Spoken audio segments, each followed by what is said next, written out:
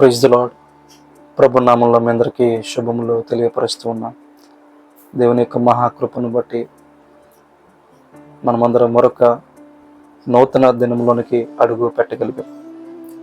ఈరోజు కూడా దేవుని యొక్క మాటలు మనం విందాం. అందరూ బాగున్నారని తలస్తూ ఉన్నాం. ప్రభు కృప మీకు తోడే ఉండను గాక. చిన్న ప్రార్థన చేసుకొని దేవుని యొక్క మాటలు విందాం. తండ్రి, నీకు వందనాలు, నీకు స్తోత్రాలు. ఈ లోకంలో మాకు ఆధారం నీవే. నా ప్రతి పరిస్థితుల్లో నీ మీద ఆనుకొని మేము ముందుకు వెళ్ళవలసిన వారమే ఉన్నాం. నీవు తప్ప దిక్కు ఎవరున్నారు? ఆధారం ఎవరున్నారు? నీవే కదా ప్రభా, మా క్రీస్తు యేసు దేవా, మా కొండ, మా కోట. నీవే మమ్మల్ని బలపరచకపోతే ఎవరు మమ్మల్ని బలపరుస్తారు, ఆదరిస్తారు? నీ మీదే మా యొక్క ప్రభా కనులు ఎత్తి పట్టుకుంటూ ఈ యొక్క లోకయాత్రలో ముందుకు నడుస్తూ ఉన్నాం. మీ యొక్క దయ ప్రతి ఒక్కరి కుటుంబంలో మీరు అనుగ్రహించి బలపరచమని, ఈరోజు నీ యొక్క ప్రజలతో మాట్లాడమని యేసు నామంలో ప్రార్థించి అడిగి వేడుకొనుచున్నాను తండ్రి, ఆమేన్. ఈరోజు దేవుడు మనతో మాట్లాడుతూ ఉన్న మాట ఏంటి అంటే, do not lose heart. Do not lose heart. అధైర్యపడవద్దు, కృంగిపోవద్దు. Do not give up. వదిలిపెట్టవద్దు. Do not faint. అలిసిపోవద్దు, మూర్ఛిల్లిపోవద్దు. Do not grow weary. Do not get discouraged. నిరాశపడవద్దు. మన విశ్వాస జీవితంలో చాలా ఇబ్బంది పెట్టేది ఏదైనా ఉంది అంటే, ఈ విశ్వాస యాత్రలో వెళ్తూ ఉన్నప్పుడు అలసిపోతాం. దేవుని విషయాలు అలసిపోతాం, విశ్వాసము చూపించే విషయంలో అలసిపోతాం, జీవితంలో పోరాటాల్లో, కష్టాల్లో, శ్రమల్లో అలసిపోతాం. దేవుని యొక్క ఆ గొప్ప మార్గం వైపు వెళ్తున్నప్పుడు అలసిపోతాం, త్రోవ తప్పిపోతాం. దేవుడు ఈరోజు మనతో మాట్లాడుతున్నాడు. Do not lose heart. అధైర్యపడవద్దు, బెంగపడవద్దు, కృంగిపోవద్దు. Do not grow weary. అలసిపోవద్దు. ఈరోజు ప్రియ సహోదరి, నీ జీవితంలో అనేక పరిస్థితుల వలన అలసిపోయావా?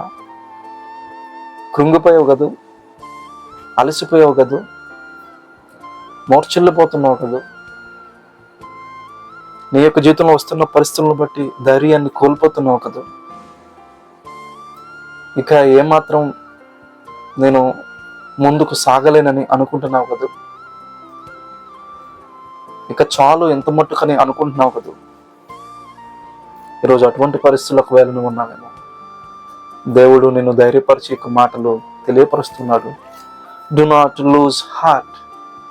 Do not lose heart. అధైర్యపడవద్దు, అధైర్యపడవద్దు. ఏ పరిస్థితుల విషయమై నువ్వు అధైర్యపడుతున్నావు నాకైతే తెలియదు, కానీ దేవునికి సమస్తము తెలుసు. ఈరోజు నువ్వు ఏ స్థితిగతుల్లో, ఏ పరిస్థితుల్లో, ఏ పోరాటాల్లో, ఏ శ్రమల్లో, ఏ చిక్కుల్లో, ఏ ఇబ్బందుల్లో, ఏ అనారోగ్య పరిస్థితుల్లో, ఏ వేదనలో, ఏ కృంగుదల్లో నువ్వు ఉన్నావో నాకైతే తెలియదు, కానీ దేవుడు అంటున్నాడు, అధైర్యపడవద్దు, కృంగిపోవద్దు. 2 కొరింథీ 4వ అధ్యాయంలో డు నాట్ లూజ్ హార్ట్. అధైర్యపడకు. అదే 4వ అధ్యాయంలో 16వ వచనంలో డు నాట్ లూజ్ హార్ట్. అధైర్యపడవద్దని 2 సార్లు అపోస్తలుడైన పౌలు కొరింథీయులకు రాస్తూ ఈ మాట చెప్పాడు. మా బాహ్య పురుషుడు కృషించుచున్నాను, ఆంతర్య పురుషుడు దినదినము నూతనపరచబడుచున్నాడు. బయట పరిస్థితులన్నీ చూస్తే చాలా వ్యతిరేకంగా ఉన్నాయి. శరీరము చూస్తే అనారోగ్యాలతో దినదినము ఏజింగ్ అయిపోతూ, వయసు గతించిపోతూ, మోకాళ్ళ నొప్పులు, తలనొప్పులు, కాళ్ళ నొప్పులు, అరికాలు మొదలుకు నిన్నటి వరకు స్వస్థత కొంచెమైనా లేదు. అవి పెండబడలేదు, కట్టబడలేదు, తైలముతో మెత్తను చేయబడలేదనే మాట ప్రకారముగా దెబ్బలు, గాయములు, రోగములు, అనారోగ్య పరిస్థితులు, శరీరము కృషించిపోతున్న పరిస్థితులు, ఈ యొక్క బాహ్య పురుషుడు కృషించిపోతున్న పరిస్థితి, ఈ బయట పరిస్థితులు మనం చూసినప్పుడు, ఇంట్లో ఉన్న పరిస్థితులు, నీ వ్యక్తిగత జీవితంలో ఉన్న పరిస్థితులు ఏవైతే ఉన్నాయో, నీ యొక్క కుటుంబ పరిస్థితులు, నీ యొక్క జీవితపు పరిస్థితులు దినము కూడా కృషించిపోతున్న పరిస్థితులుగా వెలగబడుతున్నాయేమో. కానీ పౌలు అంటున్నాడు, ఆంతర్య పురుషుడు దినదినము నూతన పరచబడుచున్నాడు. ఈరోజు నీకు వస్తున్న కష్టాలు, నీకు వస్తున్న ఎఫ్లిక్షన్స్, పెర్సిక్యూషన్, బాధ, శ్రమ, వేదన, నిరాశ, నిస్పృహ, కృంగుదల, అవమానం, చింత, అవహేళన, ఎడబాటు, కృంగుదల, నీరసం, పదే పదే అనేక విషయాల కొరకు ఆలోచన, ఆందోళన, ఏమవుతుందో తెలియని పరిస్థితి. ప్రియా మిత్రుడా, ప్రియా స్నేహితుడా, ప్రియ తల్లి, ప్రియ తండ్రి, డియర్ బ్రదర్, డియర్ సిస్టర్, ఈ పరిస్థితుల విషయమే ఆలోచించి కృషించి చివరికి అధైర్యముతో నింపబడి, బెంగపడి, విచారణతో, భయముతో, ఆందోళనతో, నెమ్మది లేక జీవిస్తూ ఉన్నావా? దేవుడు ఈరోజు నీతో మాట్లాడుతూ ఉన్నాడు. భయపడకు, దిగులు పడకు, జడియకు, అధైర్యపడకు. దేవుడు మనకు పిరికితనము గల ఆత్మను ఇయ్యలేదు, కానీ శక్తియు ఇంద్రియ నిగ్రహము గల ఆత్మను దేవుడు మనకు అనుగ్రహించాడు. ఈరోజు నీ పరిస్థితులు ఏమైనా తట్టుకొని నువ్వు ధైర్యంతో నిలబడాలి, పైకి లేవాలి, ముందుకు నడవాలి, ముందుకు సాగాలి. అదే దేవుడు నీ నుంచి కోరుతున్నాడు. ఆ విధంగా నువ్వు చేయుటకు దేవుడు తప్పనిసరిగా కృపను అనుగ్రహిస్తాడు, సహాయపడతాడు. మా బాహ్య పురుషుడు కృషించుచున్నాను, ఆంతర్య పురుషుడు దినము నూతన పరచబడుచున్నాడు. ఈరోజు బయట ఉన్న పరిస్థితులు మన ఆధ్యాత్మిక జీవితాన్ని ఇంపాక్ట్ చేయకూడదు. బయట ఎన్ని పరిస్థితులు ఉన్నా, ఉద్యోగాలు చేస్తున్నప్పుడు, వ్యాపారం చేస్తున్నప్పుడు, లేకపోతే బయట ఎన్నో పరిస్థితులు, స్నేహితుల దగ్గర, లేకపోతే కొలీగ్స్ దగ్గర, లేకపోతే ఆఫీస్లో, లేకపోతే కంపెనీలో, లేకపోతే వ్యాపారంలో ఎన్నో పరిస్థితులు ఉన్నాయి. ఇంటికి వచ్చి అవే పరిస్థితులు మనం అదే ఇంపాక్ట్, ప్రభావం పిల్లల మీద, భార్య మీద, లేకపోతే ఇంట్లో ఉన్న కుటుంబీకుల మీద చూపిస్తే అది కరెక్ట్ అంటారా, రాంగ్ అంటారా? ఈరోజు ఎంతో పరిపక్వత కలిగిన వారికి ఎంతో మంది ఆ బయట ఉన్న పరిస్థితులు బయటే విడిచిపెట్టి ఇంట్లో మరలా వచ్చి సంతోషంగా ఉంటున్నారు. అవన్నీ పక్కన పెట్టేస్తున్నారు. ఎవరో క్లోజ్ పీపుల్తో, భార్య అయితే భార్య, తల్లి అయితే తల్లి, తండ్రి అయితే తండ్రి, వారితో చెప్పుకుంటున్నారు. ఈరోజు నీకున్న బయట పరిస్థితులు ఏవి కూడా నీ ఆధ్యాత్మిక జీవితాన్ని ఇంపాక్ట్ చేయకూడదు. మా బాహ్య పురుషుడు కృషించుచున్నాను, ఆంతర్య పురుషుడు దినము నూతన పరచబడుచున్నాడు.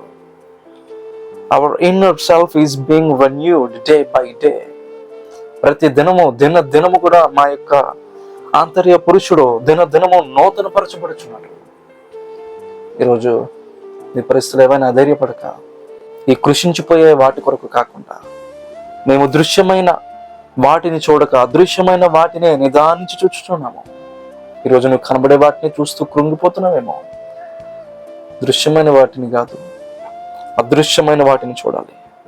క్షణమాత్రముండు మా చులకన శ్రమ మా కొరకు అంతకంతకు ఎక్కువైన నిత్యమైన మహిమా భారమును కలుగజేయుచున్నది.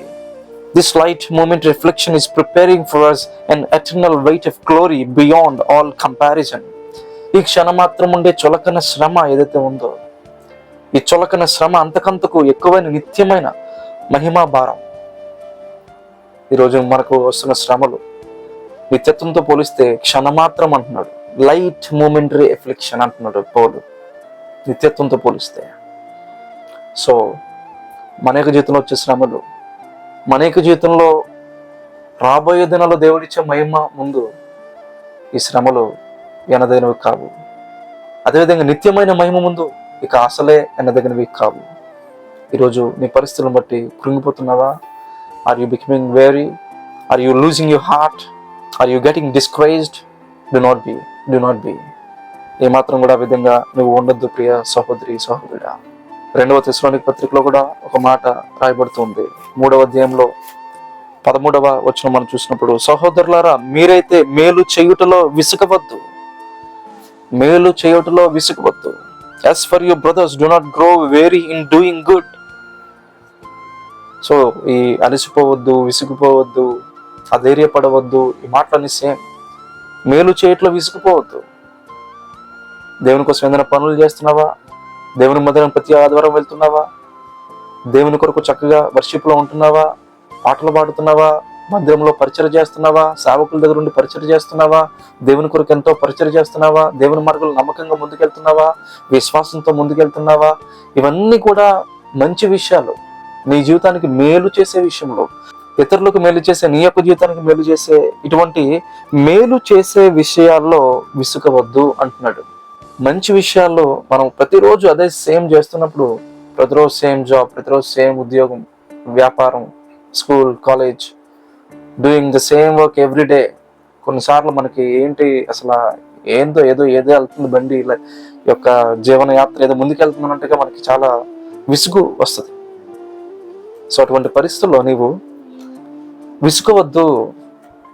ఏదైనా ఇన్స్పిరేషనల్ సాంగ్ విను, లేకపోతే ఒక కథను విను, లేకపోతే వర్తమానం విను, లేకపోతే ఒకరి లైఫ్ స్టోరీ విను, లేకపోతే నీ యొక్క జీవితాన్ని ఒకసారి కూర్చొని ధ్యానించు. ఒకసారి నీ యొక్క జీవితంలో ఆ యొక్క పరిస్థితులను ధ్యానించు.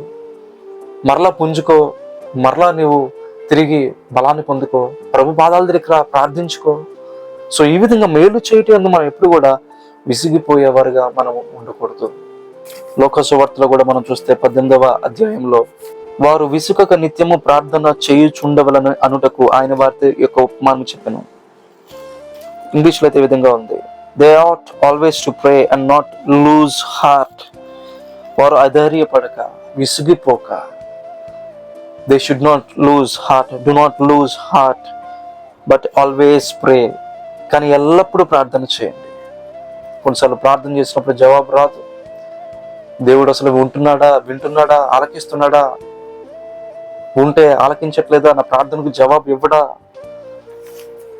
అటువంటి పరిస్థితులు యేసుప్రభువు వారు ఉపమానం చెప్పారు. ఒక అన్యాయస్తుడైన న్యాయాధిపతి, న్యాయం చేయలేని న్యాయాధిపతి ఉంటే, ఒక విధవరాలు వెళ్ళి నాకు న్యాయము చేయండి అని చెప్పి అడుగుతూ ఉంటే, దేవునికి భయపడలేని వాడు అయినప్పటికీ ఆ యొక్క సహోదరి, ఆ స్త్రీ ఆమె దగ్గరకు వస్తూ ఉందని చెప్పి ఎరిగి, ఆ విధవరాలు వస్తుందని చెప్పి ఎరిగి, మాటిమాటికి వచ్చి తనను అడుగుతుంది, గోజాడుతుంది అని చెప్పి ఎరిగి, తనకు ఇతడు న్యాయం లేనివాడు అయినప్పటికీ ఆమెకు న్యాయము తీర్చాడట. ఆ మాట అంటే యేసుప్రభువు వారు అంటారు, నీతిగల న్యాయాధిపతి మీరు మీకు త్వరగా న్యాయము తీర్చడా? అయితే ప్రభువారు ఒక మాట అన్నారు, ఏమనంటే, ఆయనను మనుష్య కుమారుడు వచ్చినప్పుడు ఆయన భూమి మీద విశ్వాసము కనుగొనునా? When the Son of Man comes, will you find faith on earth?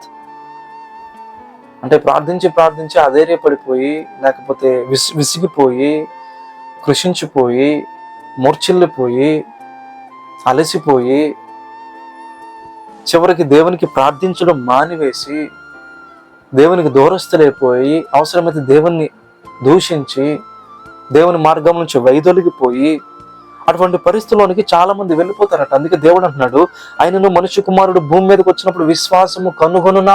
Will you find faith on earth when he comes? రోజు ప్రియ సహోదరుడా, ప్రియ సహోదరి, నువ్వు ధైర్యాన్ని కోల్పోకు, నెరసిల్లిపోకు, ధైర్యంతో ఉండు. నువ్వు కృంగిపోకు, అధైర్యపడకు. ఈరోజు దేవుడు మనకి ఇస్తున్న వాగ్దానం యెషయా గ్రంథం 40వ అధ్యాయంలో 29వ వచనం, సొమ్మసిల్లిన వారికి బలమిచ్చువాడు ఆయనే. సొమ్మసిల్లిపోయి ఉన్నావా? శక్తిహీనులకి బలాభివృద్ధి కలుగజేయవాడు ఆయనే.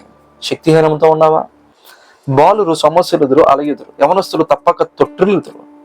యెహోవా కొరకు ఎదురుచూచువారు నూతన బలము పొందుదురు.